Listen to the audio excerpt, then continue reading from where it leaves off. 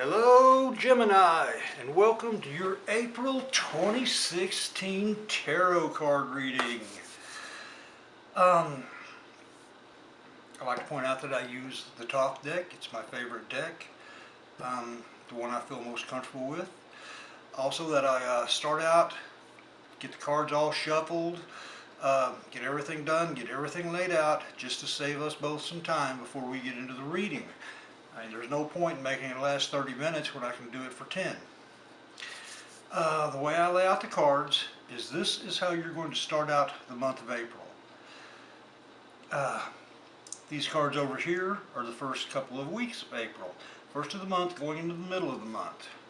Here you have middle of the month going to the end of the month. These cards are considered advice from the spiritual world, and these cards are the things that will be out of your control. So Gemini, let's see where we're going to go this month. You start out with the Sun. So this is the beginning of the month. The Sun is recovery from sickness, pleasure, glory. It's a good place to start. Then you have the Lovers, attraction, beauty, love, openness.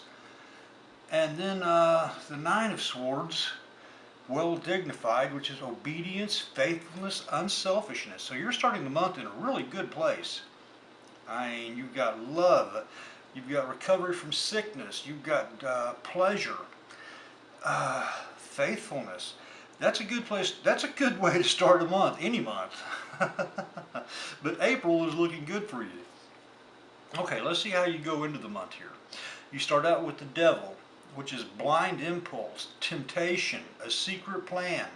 So basically you got something up your sleeve. Something you've been scheming on, something you're dreaming on, and you're making a plan to lay it out there. Then you have the Ace of Wands, which is energy, strength, natural force as opposed to invoked force. So basically you're going to be doing this. Nobody's forcing you to do anything. You're not backed into a corner. You're doing this all on your own. And towards the middle of the month of April, you have the Princess of Wands. A young woman, brilliant, daring, sudden in both love and anger. So she's impulsive. She's going to be in your life. So, if you're starting out in a really good place, you've got plans you want to unleash, let go of, secret plans, and you've got temptations that go with them, and you put them into play. And they're going your way. So far, they are all going your way.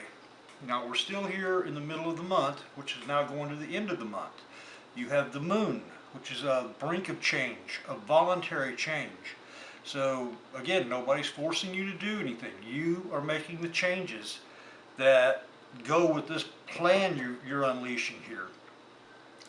And it looks like things are working out, because your next two cards, you've got the Three of Discs, which is growth, constructive building up, increase of material things. And then you have the Eight of Discs, which is again building up, industriousness, material affairs. So you have a good building up here of the month, an increase in wealth. Things are really going well by the end of the month. They're going good at the beginning of the month. Okay, you're in a nice happy place when you start out. You got your plans that you plan on launching that you've been tempted to do. That you're impulsive, you want to get them done.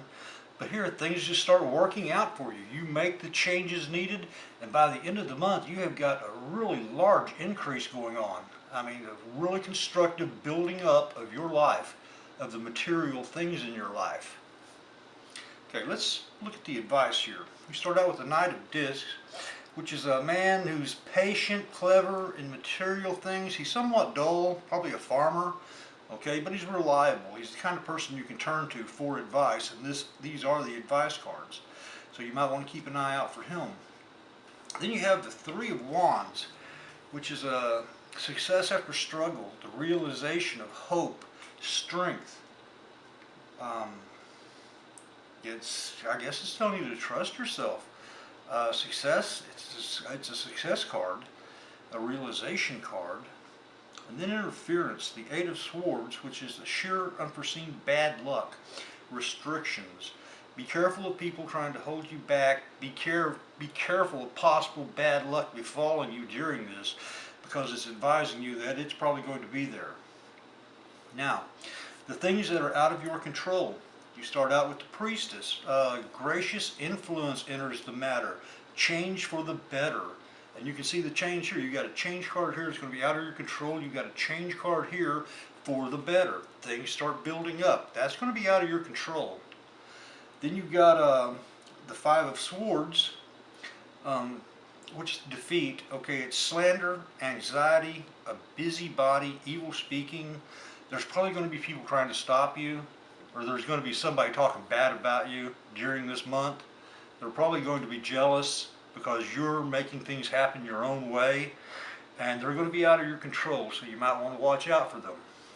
The final card, Three of Swords, faithfulness and promises, honesty and money transactions.